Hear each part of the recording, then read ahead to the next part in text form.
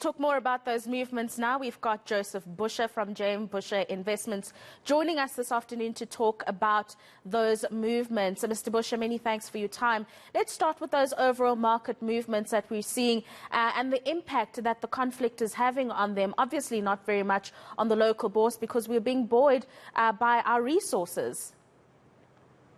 Certainly, the market is shrugging off whatever is happening in Europe, the invasion of Ukraine by Russia. So our JSE has really just ignored that. But I think this underpin really is domestic. You've seen the results in our SA Inc. companies, whether it's the Financial Standard Bank or the resources, as you said, doing very well. So the market has been underpinned by resources. The JSE up by just above 0.5%, resources top 10, 1.5%, and we have seen really just good numbers, within the resource sector. And the banking sector. Gold also holding up, climbing towards the 2,000 mark. Palladium up 4% today to 2,605.53. And the rand is kind of holding on, slightly weaker, 15 rand to 47 to the dollar, but a little bit of strength against the euro today. Right. So let's get on to some company news now, Mr. Busha. Woolies releasing their interims today showing some good sales growth online, but also store sales as well as a turnover increasing, not by much, but still by a decent margin, one would say. What did you make of those numbers? Well, if you look in terms of the response by the share price, up 6% today, despite the fact that the numbers were not looking good from a percentage perspective. Revenue turnover just down about 2%, earnings down 35 to 41%. But I think the good thing is that they're paying dividends, and I think that's what investors liked.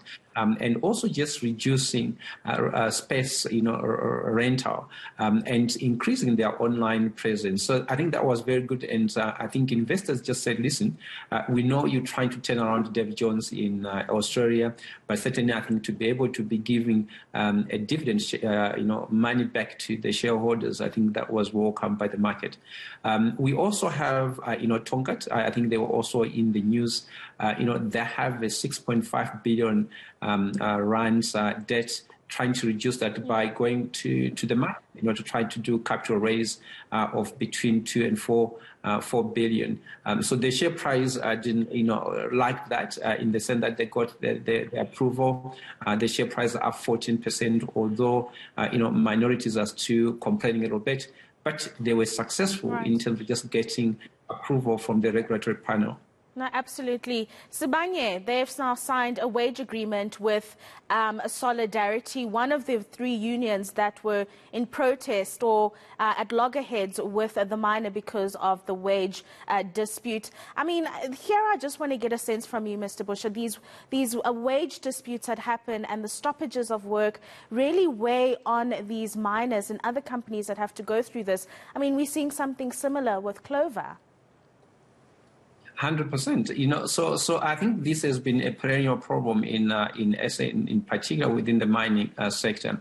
So 6-term Lucky, they have now agreed, as you said, Solidarity, and the offer there is 5%, and the majority members have agreed. But we still have AMCU, NUM, still to confirm whether they're accepting the 5% increase for the next 3 years. This is at the back of the unions in America agreeing on to a 3.8 also for the next 3 years. Right. But I think if you look in terms of that's just an increase of about 51 American dollars. You're looking at an increase of 700 to 800 rand. I think most employees are looking for about 1,000 for the semi-skilled and unskilled laborers. That's absolutely right.